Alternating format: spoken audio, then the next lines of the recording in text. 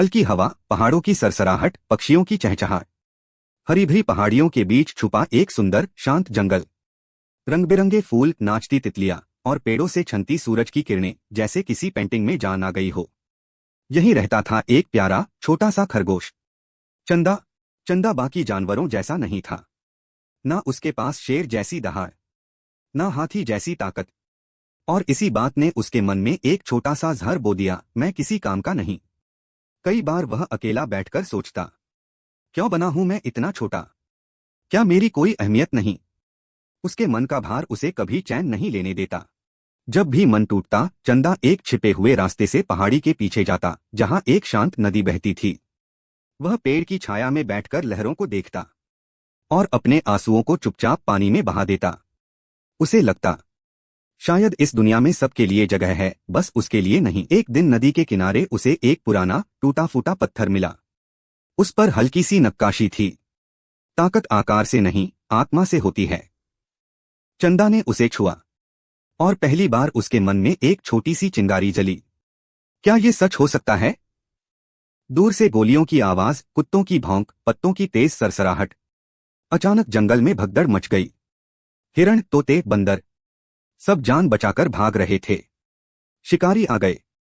किसी की कांपती आवाज गूंजी। हर ओर डर ही डर था। लेकिन इस बार चंदा के कान सिर्फ आवाज नहीं सुन रहे थे, वे उस पत्थर का संदेश भी याद कर रहे थे। चंदा कांप रहा था, लेकिन पीछे हटने को तैयार नहीं। वह चिल्लाया, मेरे पीछे आओ, मैं रास्ता जानता हूं। सब चौंक गए। ये छोटा सा खरगोश हमें बचाएगा? लेकिन शिकारियों की आहट पास आती जा रही थी। अब भरोसा ही एक रास्ता था। तेज कदमों की आवाज, पत्ते टूटने की खनक। चंदा सबसे आगे था। कभी वह नीचे झुककर झाड़ियों को पार करता, कभी पेड़ों के बीच से जिगजैग दौड़ता, कभी रुककर दिशा देखता कि शिकारी किस तरफ हैं। उसका दिल ढोल की तरह धड़क रहा था, लेकिन उसके अंदर पहली बार एक ताकत जागी थी, जिम्मेदारी की। चंदा सबको उसी खुफिया रास्ते तक ले आया जो सिर्फ उसे पता था। वह संकरा, घुमावदार और पेड़ों के बीच गहरे में छुपा था। शिकारी इतने भीतर कभी नहीं पहुंच पाते थे। जैसे ही सब उस रास्ते से आगे निकले, सामने एक खुला, सुरक्षित मैदान चमक रहा था। जानवरों ने राहत की सांस ली। वे बच गए थे। हिरण ने कहा, चंदा, अगर तुम न होते तो आज हम सब खत्म हो जाते। लोमड़ी ने शर्मिंदा होकर कहा, हमने हमेशा तुम्हें छोटा समझा, लेकिन सबसे बड़ा दिल तुम्हारा निकला। चंदा कुछ बोल नहीं पाया। उसकी आंखों में आंसू थे, मगर पहली बार खुशी और गर्व के।